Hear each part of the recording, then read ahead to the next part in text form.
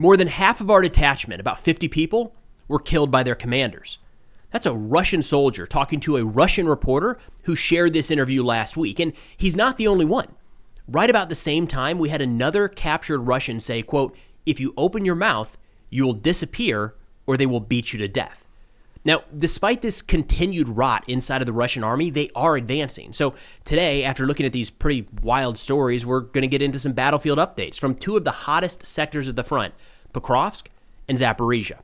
Now, this first interview, all these sources, of course, will be linked in the description below, is coming from Russian mill blogger Romanov, who published his conversation with Russian Junior Sergeant Denis Kalishnikov of the 143th Motorized Rifle Regiment, where the junior sergeant said, quote, "More than half of our detachment, about 50 people, were zeroed out by the commanders." Zeroed out means killed.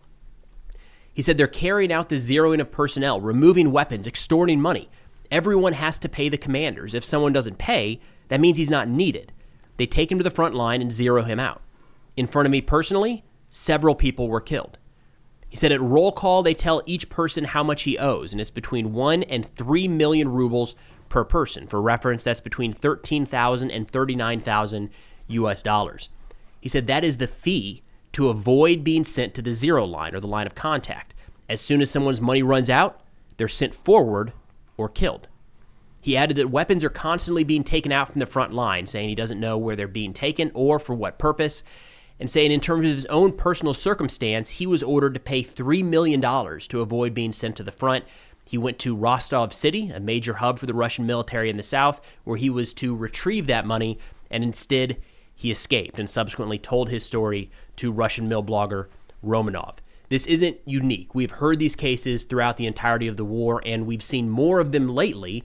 It shouldn't be a surprise. When you look at Russian recruiting, they are having to go further and further down the socioeconomic ladder to get people willing to go into the war zone, even for the salaries and the bonuses that they, at times, are paying.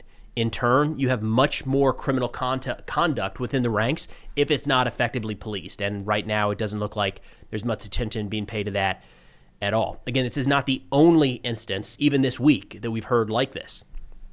The Ukrainian I Want to Live project published an interview with 39-year-old Andrei, call sign Wolf, who was recently captured, or I should say surrendered, to Ukrainian forces.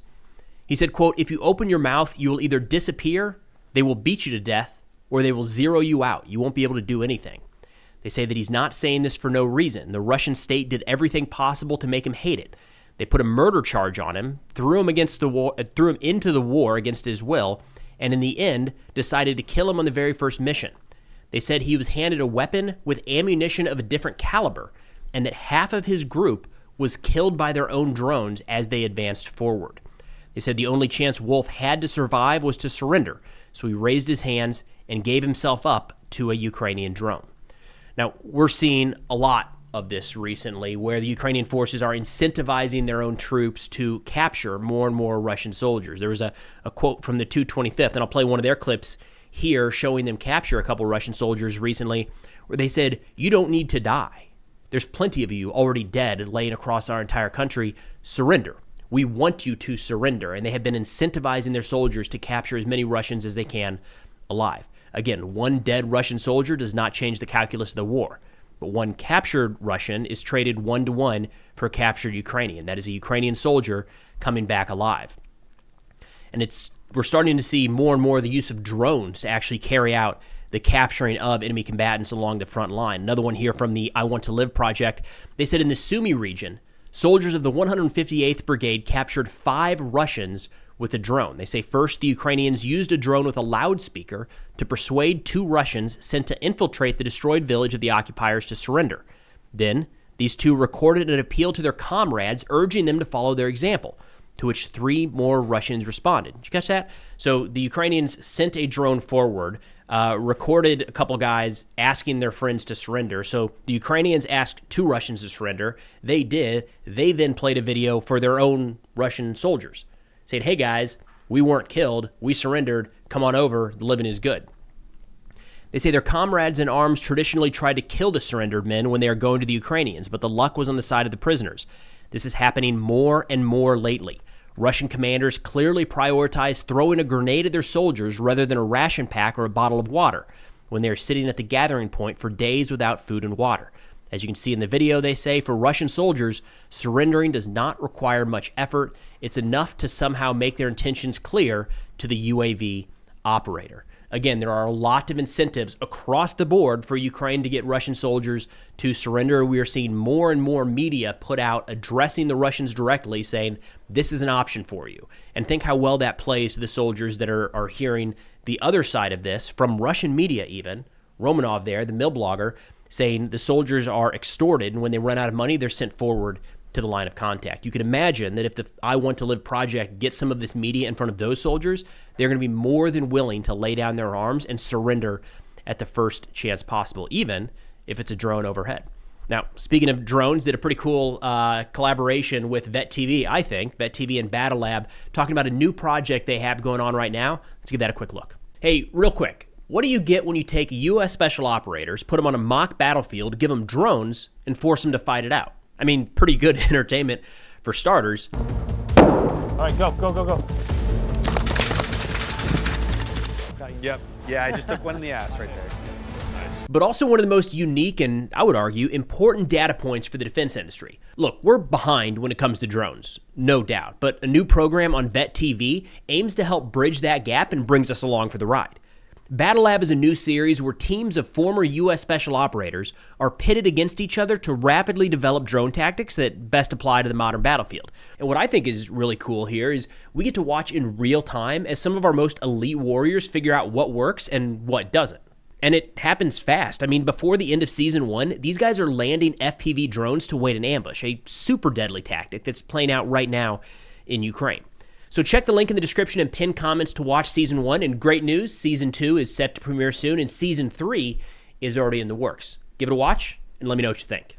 All right, now turning back to some battlefield updates here, I want to start in the Pokrovsk direction. We know this is one of the heaviest areas of fighting in over the course of the last year plus, and it does look like in recent days that Russian forces have now captured all of Minograd.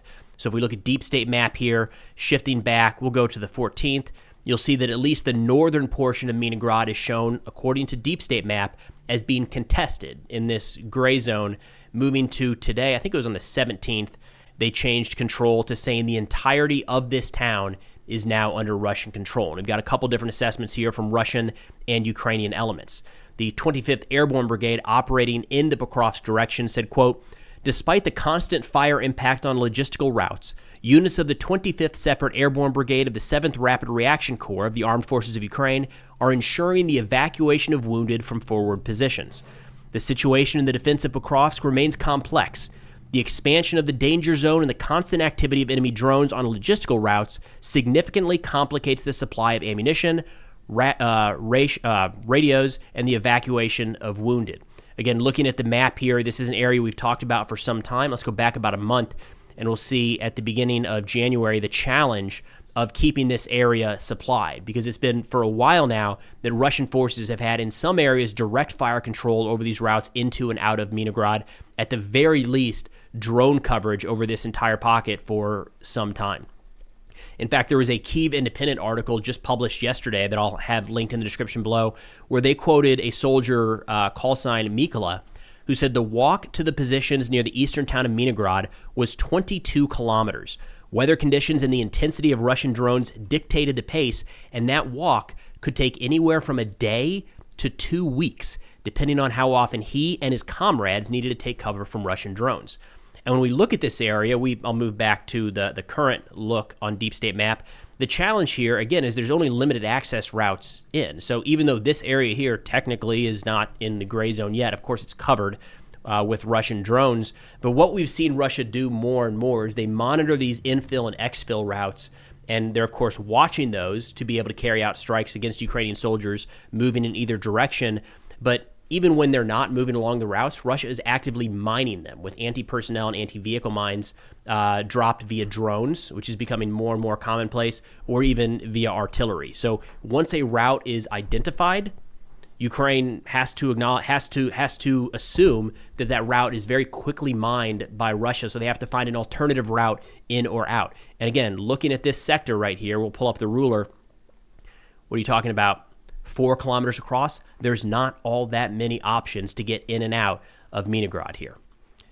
Speaking to it, the 25th says, often the evacuation routes does not happen on the first or second attempt. We periodically lose UGVs due to the attacks by enemy FPVs. Despite this, the brigade's units do everything possible and impossible every day to extract the wounded from the combat zone, save the lives of their soldiers, and maintain the defense. Again, a noticeable change in the tone of the Ukrainian operations there. We are still seeing a significant number of Ukrainian drone strikes against Russians in the Minigrad and Pokrovsk direction, but a lot of the recent reporting has been talking about getting their wounded out. Again, that's a change in tone to what's happening in Minigrad and does line up with the change in territorial control as marked by Deep State a couple days ago. Rybar takes it a step further. So this is Russian media. They say from the beginning of 2026, the center group of forces completely took control of the Pokrovsk-Minigrad metro area. However, at that time, Russian troops still had to repel counterattacks by the enemy, who was trying to prevent their consolidation. The most challenging situation in December was northwest of Pokrovsk, where the enemy had managed to break through the city's outskirts mid-month. The second week of February, Russian troops not only eliminated the breakthrough, but advanced into Hershny, this town here just north of Pokrovsk, where we've seen continued fighting in and out of that. In fact, I think we just got a clip a couple days ago of a Ukrainian tank operating in that area, Leopard tank operating and engaging Russian forces at close range. They say in the central sector, the enemy tried to maintain control over at least part of Radinsky, again, this key town to the north of the Pokrovsk-Minigrad area here, and regularly sent small infantry groups into the city. Nevertheless, their reserves were not sufficient for long. By early February, the center group's assault units had finally consolidated in the northern part of the city and freed a couple of these key areas. They say Russian troops also regained the initiative on the northern flank. So I'll zoom out and look up here, which is going to be interesting because they are talking about the possibility of a future assault on Dobropilia. They say this had been the site of some of the most intense clashes during the second half of 2025. By December 18th, they had liberated Penkivka, right here. By early February, they had taken control of Shakov, a couple key areas here, Savivka, and Poltava. So three areas that we know were under pretty significant attack by Russian forces in the second half of 2025. They said this marked a turning point in the months-long battle at the site of the former Dobropilia breakthrough. Again, all of this was held by Russian forces. Ukraine cleared out a good portion of the north, and some of this even further south. Russia has continued to push into that. They say, however, it is quite likely that the Russian armed forces will soon begin an offensive in the last major defensive hub of the enemy in the northwest Donetsk area, Dobropilia. So again, zooming out a little bit to give you an idea of what they're looking at. This is the area we're focused on, Dobropilia, major hub just to the west, to the north of Pokrovsk, west of this area here, the northern breakthrough. That's what Russia says is coming here in the near future. I would say we've probably got a little bit of time for Russia needing to move their forces forward and consolidate, but nonetheless, makes sense they would be focused in the Dobropilia direction. Now, shifting over to Zaporizhia, where we've seen a pretty significant Ukrainian counterattack in recent days in a couple different areas, northeast as well as the western area of this Zaporizhia front. Mixed reports is probably the best way to put it. Rybar says, quote, against the backdrop of large-scale Ukrainian attacks on the northern and central sectors of the East Zaporizhia direction, the initiative in the Huliopol area remains with the Russian forces. They added that guardsmen of the 127th Division freed the territory of the village of Kershny. We'll zoom in here to show you where that is.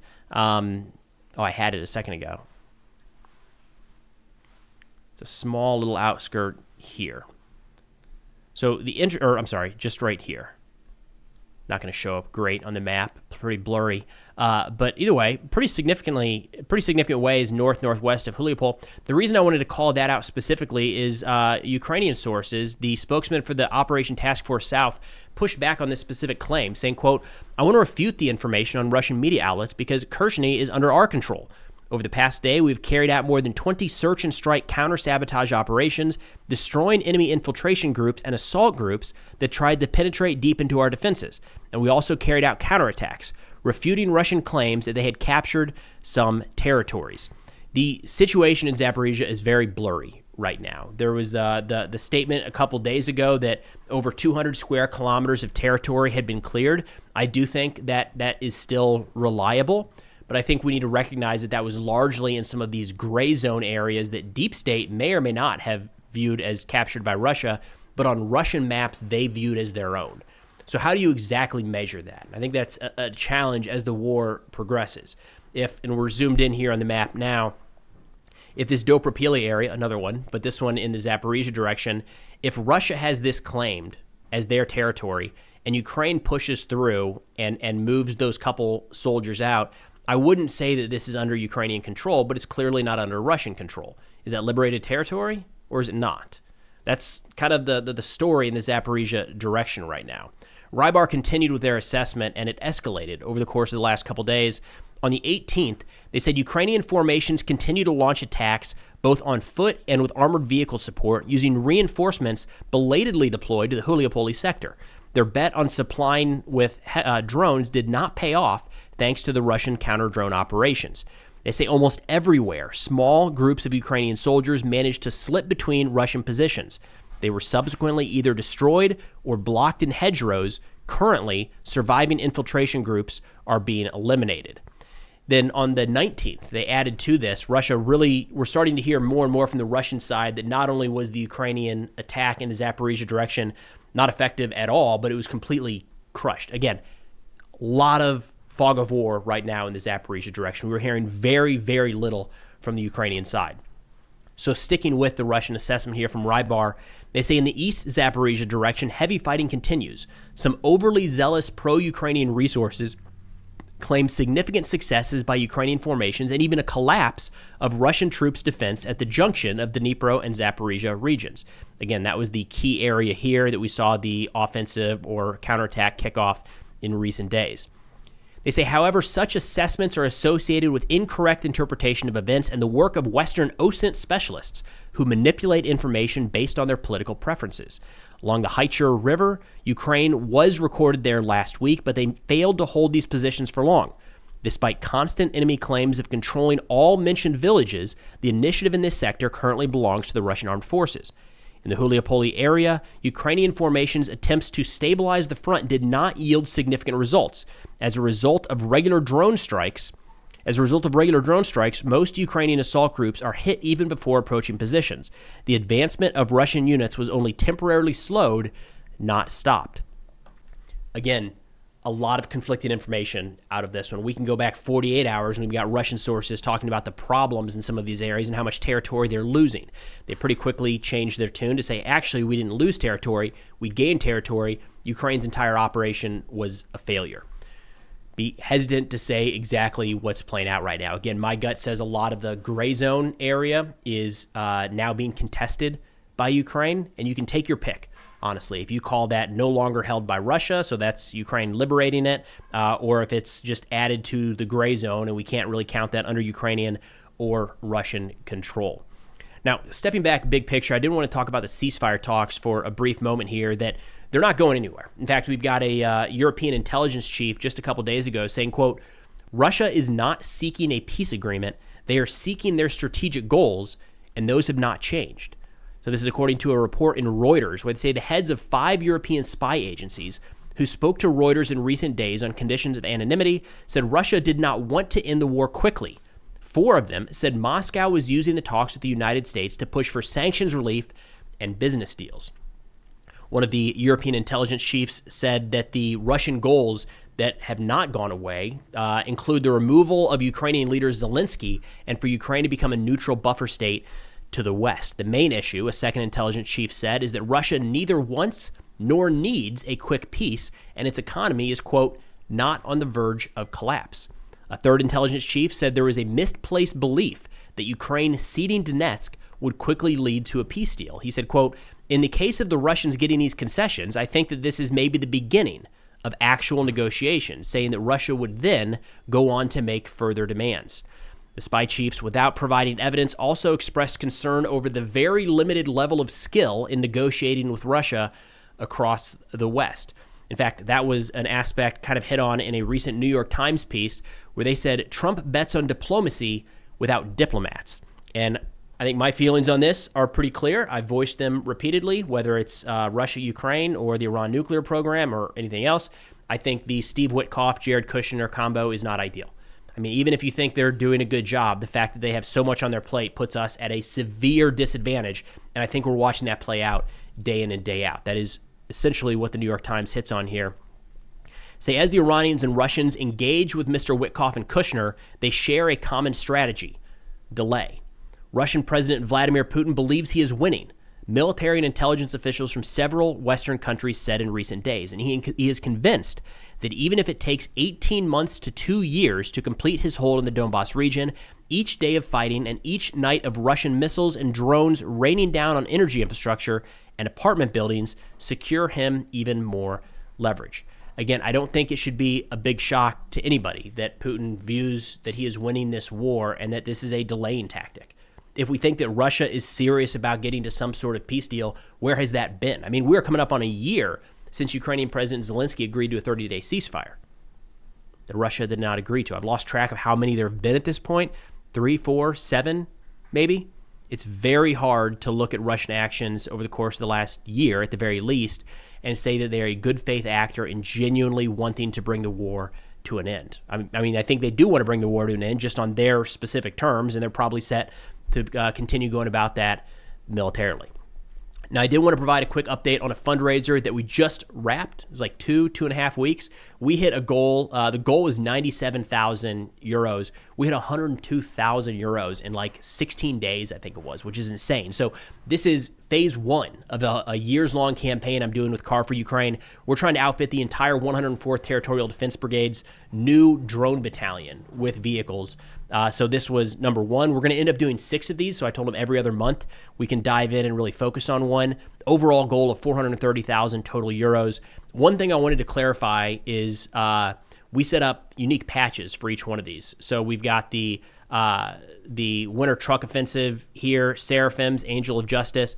That's a unique patch for kind of phase 1 of this. That's still going to be available throughout the duration. So we've got some other designs in the works that I'm pretty excited about because I think they look really cool. Those will be for successive campaigns, but at the end of the day, all of these funnel back up to the overall campaign for 104th. So if you see the next patch and you're like, that's ugly, I don't like it, but I do like that first one, no problem. Give it to this campaign, get this patch in the mail before too long. But either way, man, look at that. Incredible work. 103,000 euros of a 97,000 euro goal in a couple weeks. And working on some interviews with these guys, a couple more interviews from 104th so we can kind of share exactly how meaningful and needed these vehicles are at the front. But that's all we got for now. Thanks for watching, and I'll see y'all next time.